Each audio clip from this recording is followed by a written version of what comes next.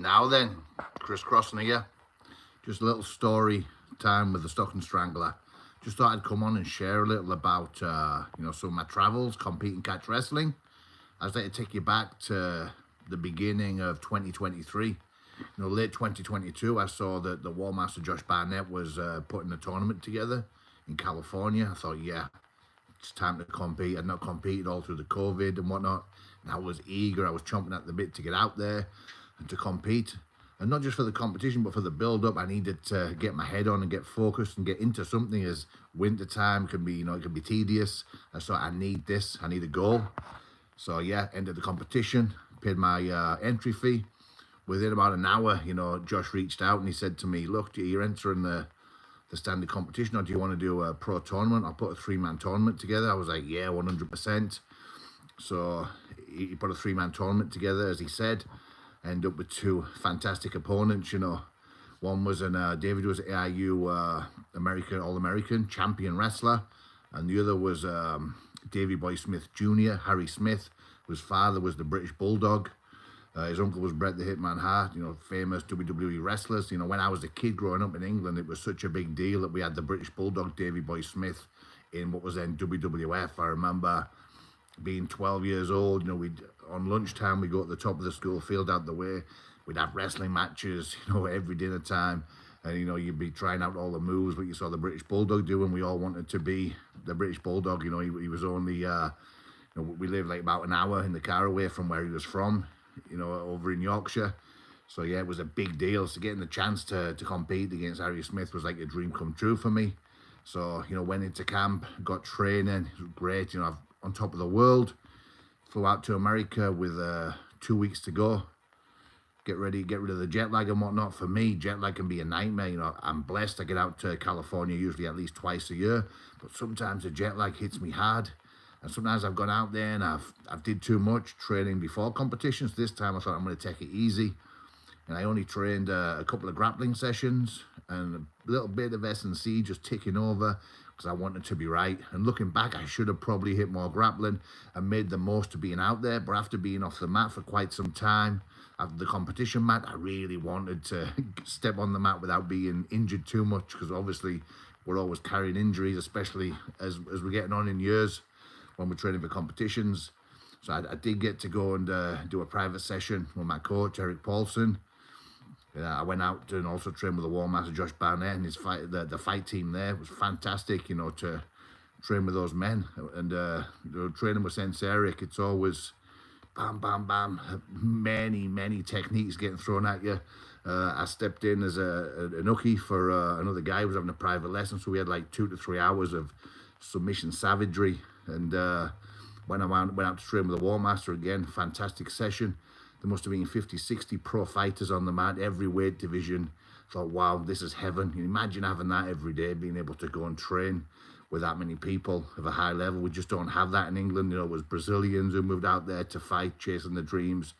All types of top martial artists, jiu-jitsu black belts, top high-level wrestlers, champions of all the local shows in California. Absolutely fantastic. And then I got a chance to get out there and actually compete. At the end of this, I got out there and I competed in the tournament. And I remember the night before, I'd found a really good Iranian restaurant. I was staying in a part of LA that was really, really lovely part of LA. It was Torrance. I had Redondo Beach. It was perfect. I had a nice hotel. And I got chatting to an Iranian guy in the sauna of the 24-hour fitness. And I asked him if there was Iranian food. I love Iranian food. It's my favorite. So he gave me directions. It was only like a 40-minute walk from where I was. And I didn't have anything else to do. So I went out. I started eating there most nights. I thought, I'm going to go out there. I'm going to eat and fuel up the night before the competition.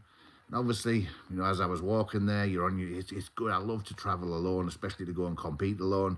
You're just at one with your thoughts. You have your thoughts. And I'm getting that feeling, of going to compete. Those feelings, they're not nerves, it's adrenaline. I started to feel it.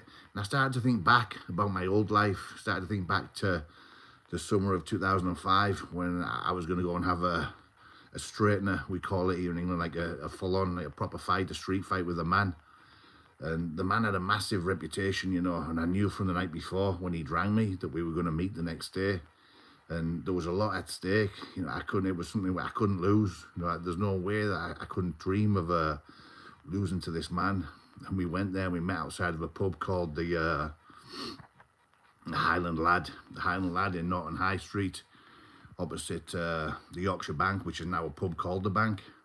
And I remember that wait, you know, it was only, I don't know, 30 hours or something of waiting, but it can feel like a lifetime, can't it, when you're waiting for something like that.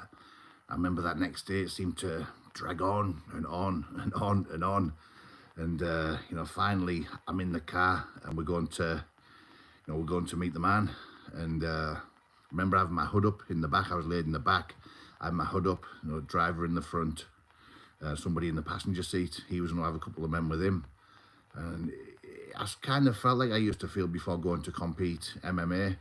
You know, I even went to Frankie and Benny's to eat, to fuel up. I used to go to Frankie and Benny's and have spaghetti and meatballs. This all happened because once I was having spaghetti and meatballs, and I went to actually watch some friends compete, and somebody had pulled out, and I jumped in and won an English title that night.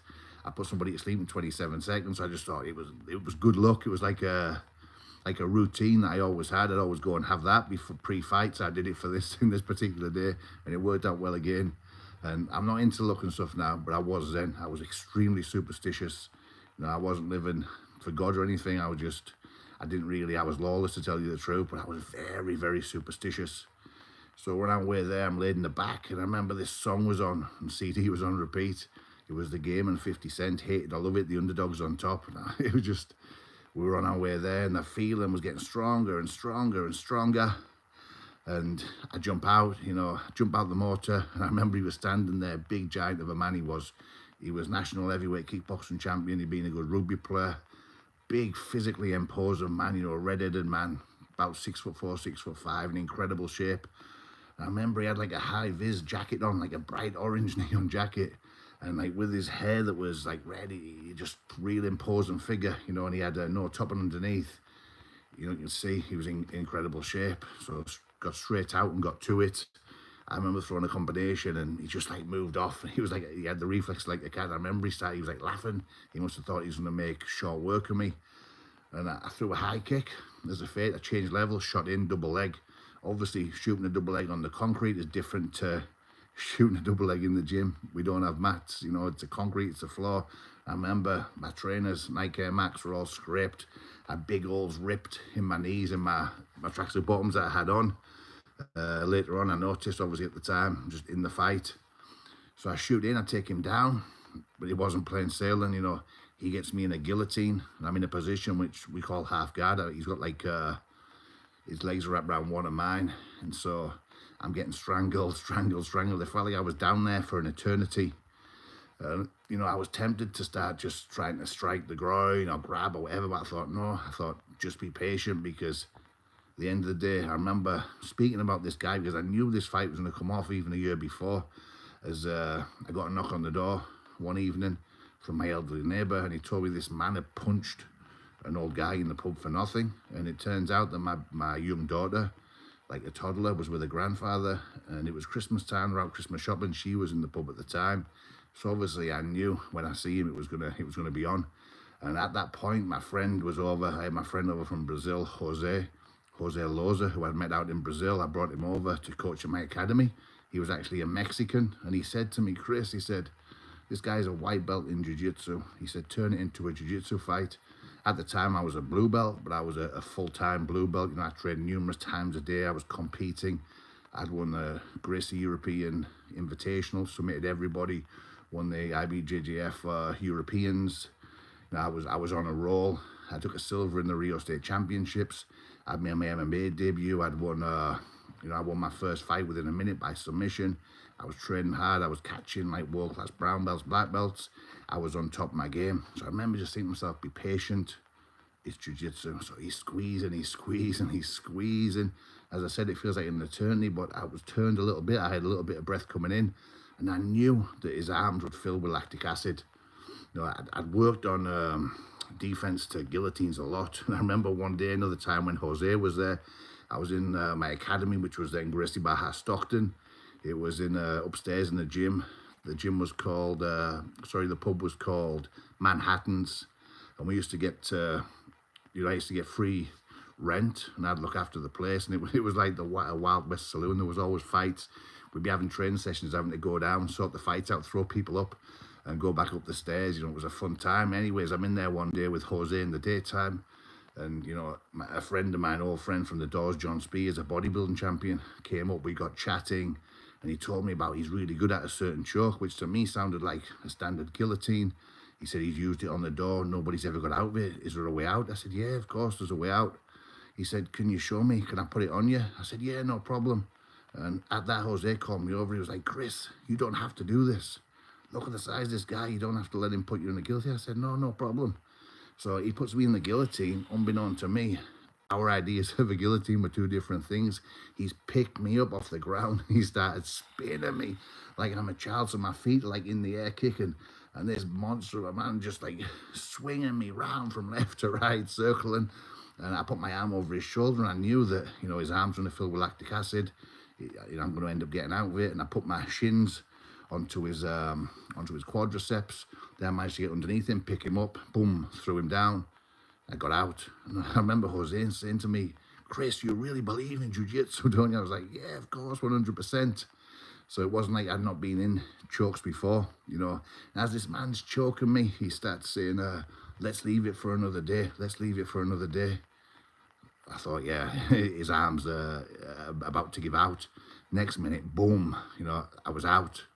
Got my head out, and I remember I had my hood on still. I just flicked my head up like that, and the hood came back. And I remember sliding through past his half guard in the mountain. I don't know why I shouted, montada.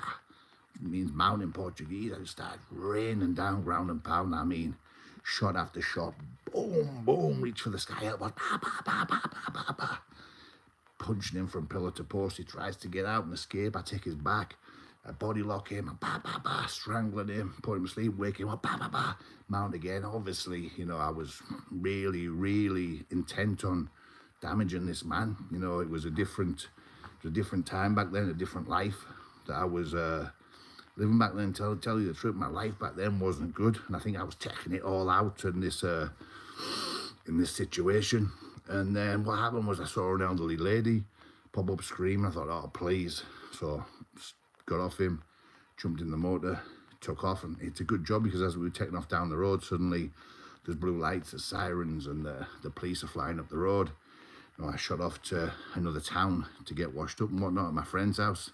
There's a funny thing, there was another man that was supposed to come with us that day, and I went round to his house, knocked on his door, went in. He said, oh, you'll have to go. He's like, he shit himself, to tell you the truth. And this man I was having the fight with, he did a lot of bad things to him. And he said, oh, you'll have to go. He said, oh, my girlfriend's gone mad, blah, blah, blah. So I was like, wow, he shit himself. So obviously, when this has all happened, this man starts going around pretending he was there and telling everybody what had happened, which he wasn't there.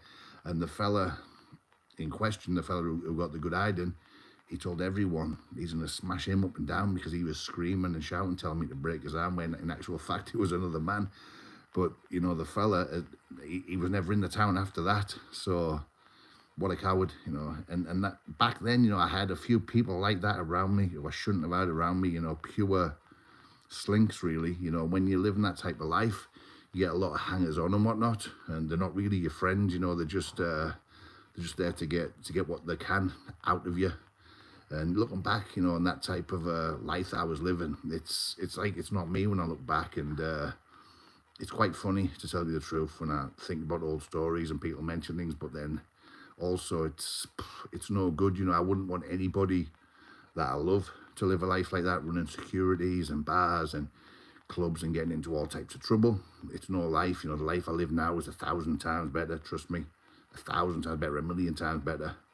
And after that, it just seemed that every time I say I'd go and have a straight and I get into a confrontation with people who had names, reputations, it'd just go on a further step, and then it's opening more doors, and it's no good. It's a waste of time, to tell you the truth. But back to me being in America and ready to compete, it was strange that popped into my head at that moment, because I seldom think about the past, but And I definitely don't share stories about it. I've always kept things to myself, really. I've been asked to go on certain podcasts, like big, successful podcasts, speaking about all things from the past. And I've never did it, but if I feel like sharing stories now, I will. Because I've been writing a book about my exploits in catch wrestling over a 10-year period, competing in England, America, training camps here, America. Some fun stories, and also bits and bobs about things from the past. I won't mention names about people or anything like that, but there's some stories that people may find interesting. And I always think that stories of redemption are powerful, because as Tucky Williams said, redemption's tailor-made for the wretched. And I did live a wretched life back then, a lawless life, I guess. I didn't really, where I grew up, where I was from, we didn't know what's what. We had our own laws. We dealt with things in our own ways, So so back to the story. I'm in America, go in the restaurant, eat, thinking about that on the way there, on the way back. I was thinking about how grateful I was to be living such a good life. No more getting phone calls in the middle of the night and having to go and deal with situations, no more worrying about police kicking my door in and arresting me over fights that we've been having on the doors and whatnot. Having a wife, a family, good people around me, good friends, fellowship, students, business. I thought, man, this is such a blessing. Went to the competition the next day and I could not wait. I woke up in the morning, I put my music on, I was like bouncing around my hotel room. I was on top of the world. I could not wait to get out there to compete.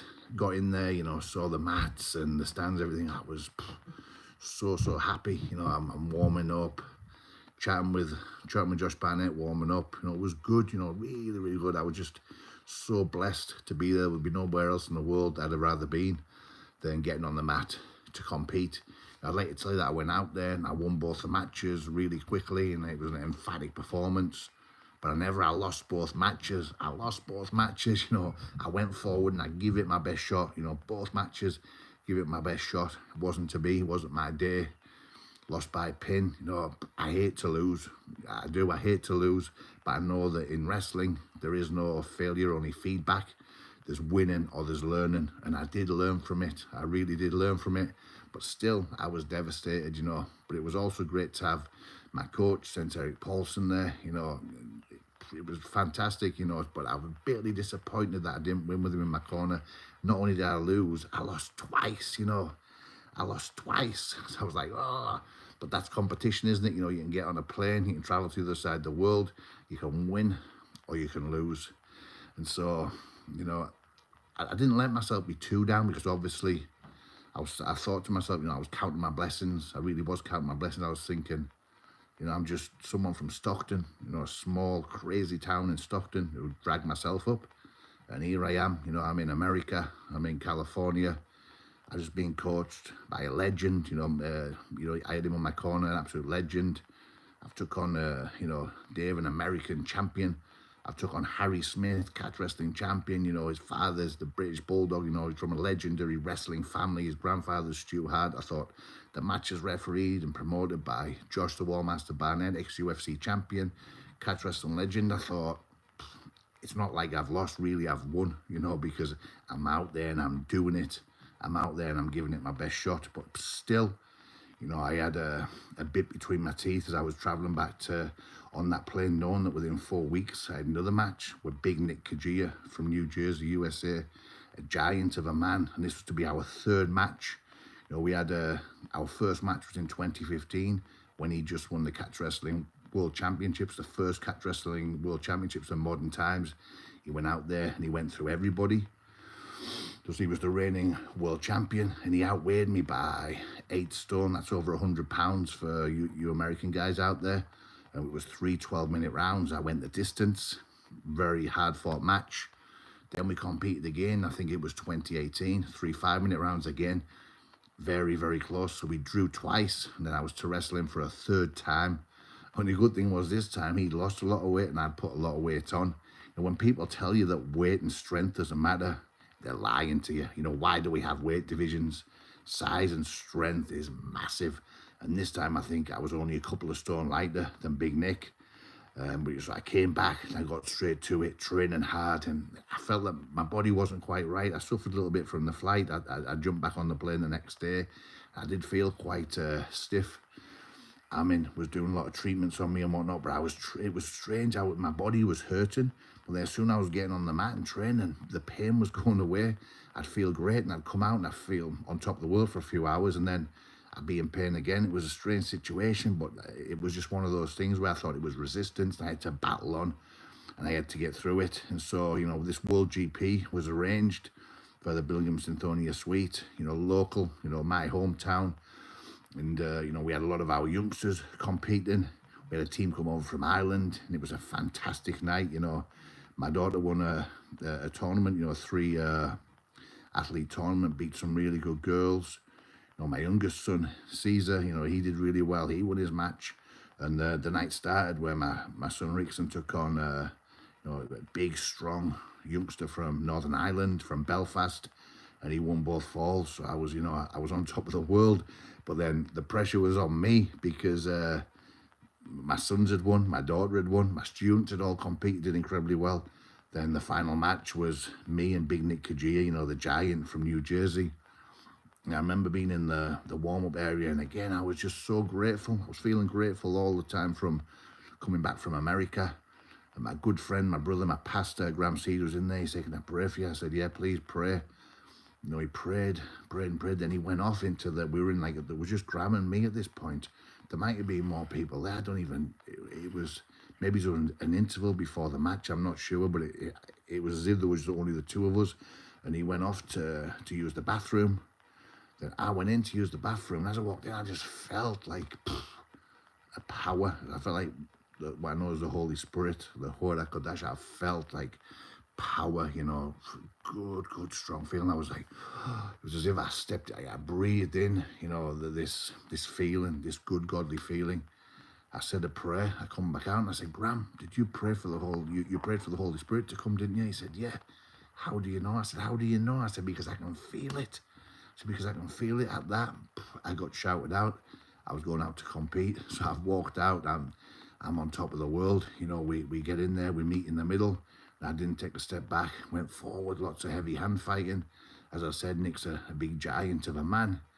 And, I managed to take him down quickly, swept him, and applied a shin lock. I think it was in 41 seconds. And then that was it. The match was won. I was like, wow. I'd had 3 matches and they'd all gone extremely quickly, all within a month. But, this one was this is what it was all about, in my hometown. A rematch, and I got the victory, and it was a great way to top off a fantastic evening.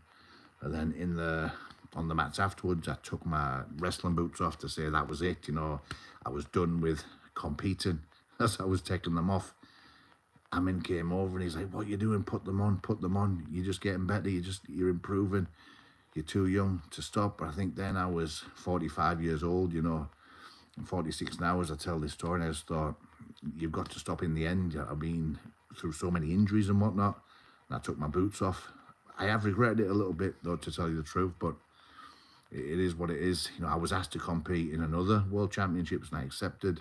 And then when they sent me the forms and whatnot, the entry, I sent it off, and then it didn't go through. I contacted them again. I asked for the bank details so I can pay by the bank, and then I went and do that. They give me the wrong details. I thought either they're messing me about and they don't want me to compete on the show, or I thought it's just a sign. I thought whatever it is, that's it. So that was it for me with competing, and it is what it is. But I'm putting a lot of time into coaching now. Straight after those championships, I went out and I coached in Mexico. I've been busy coaching here in England. We have catch wrestling classes 7 a.m. and 6 p.m. Many times, throughout the week. We also have Sambo, Brazilian Jiu-Jitsu, SES Kickboxing and MMA. We're creating champions in all of the disciplines. The gym's going from strength to strength. And not only the martial arts, I'm really passionate about helping people with a mindset. For me, mindset's everything. Change your mindset, change your life. Look at me. I changed from the life I was living to an absolutely fantastic life that I'm blessed to live now. And for me, it's good. I love creating champions in the ring and on the mats, but my big passion is to create champions in life. You know, I want people to live a good life, like the life I'm living now, not like the life that I used to live before that really wasn't worth living, to tell you the truth. So things are good. You know, it's I'm blessed, I'm happy, I'm content. I'm getting to go out there and, you know, work with my coach in the US a couple of times a year, getting out, you know, training.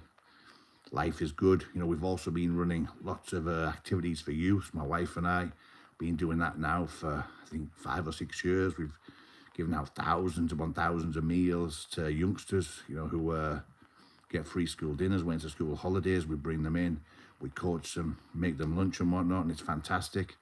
And now it's all getting paid for. For the first few years, it was Graham, Natasha, and Heidi and myself. We were just doing it off our own back. Now we're actually, you know, we're getting all the food paid for and people sent to us, which is fantastic. And we want to take that to the next level. We want to do that in many areas, and we want the gym to continue growing. We want to open multiple gyms. We will, not that we want to, we will.